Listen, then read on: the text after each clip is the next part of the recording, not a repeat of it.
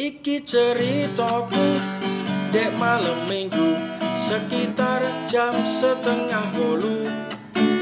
Aku bar ngeterno kancaku omahe desa waru.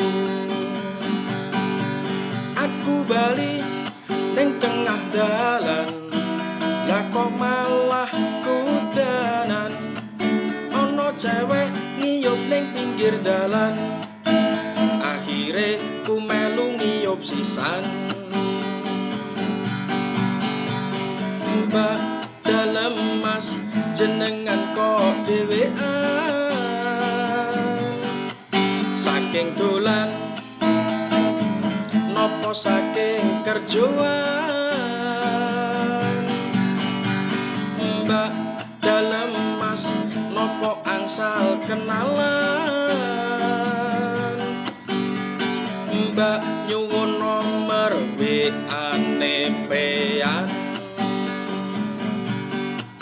Aku teko ngomah langsung WA-an.